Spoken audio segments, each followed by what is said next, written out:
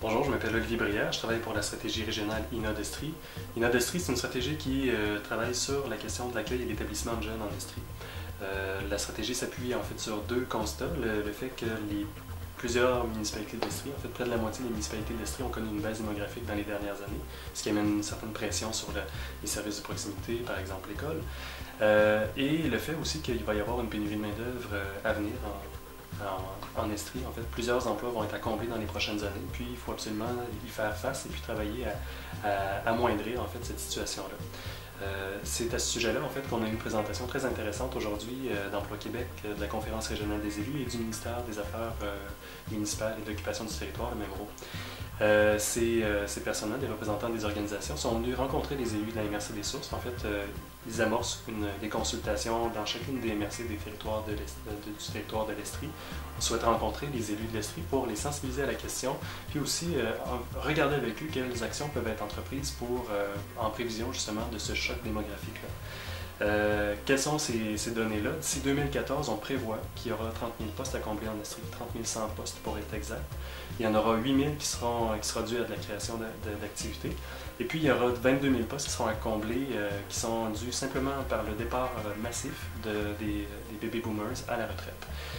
On peut anticiper en fait la pression que ça va donner aux entreprises, c'est-à-dire qu'il faut déjà être proactif sur la question du recrutement, sur la formation, il faut travailler sur l'inclusion d'un plus grand nombre de personnes au marché du travail. Bref, c'est un petit peu tout ce portrait-là que ces personnes-là ont partagé aux élus de la MRC des Sources.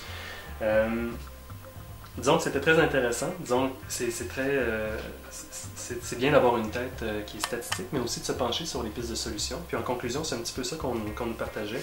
On invitait les élus finalement à prendre les moyens qui leur sont accessibles pour agir sur cette question-là. Fait qu'en plus de la productivité des entreprises qu'on va devoir améliorer pour être plus compétitif dans un marché qui est mondial. On sait qu'il y a une grande partie des emplois qui sont manufacturiers en Estrie. C'est le cas également de la MRC des Sources, entre autres. On interpellait les élus à travailler sur les questions, par exemple, d'accueil, les politiques d'accueil, donc de favoriser l'ouverture à la diversité dans les milieux de vie. On sait que l'immigration va représenter la plus grande... si l'évolution démographique se maintient, en fait, c'est en grande partie dû à l'immigration. Donc, il va falloir qu'on travaille sur cette ouverture-là dans nos milieux, surtout les milieux ruraux de la région d'Estrie. Travailler aussi à valoriser la contribution des jeunes dans nos milieux. Puis bon, c'est sûr, ça va demander un effort concerté. Donc les municipalités vont avoir à agir, mais Emploi Québec aussi s'engage à agir pour faciliter l'intégration d'un plus grand nombre de personnes au marché du travail. Le réseau de l'éducation va être sollicité aussi pour la qualification de la main-d'œuvre puis la formation continue. Puis évidemment, les entreprises vont s'ouvrir à la diversité plus grande en fait, de la main-d'œuvre.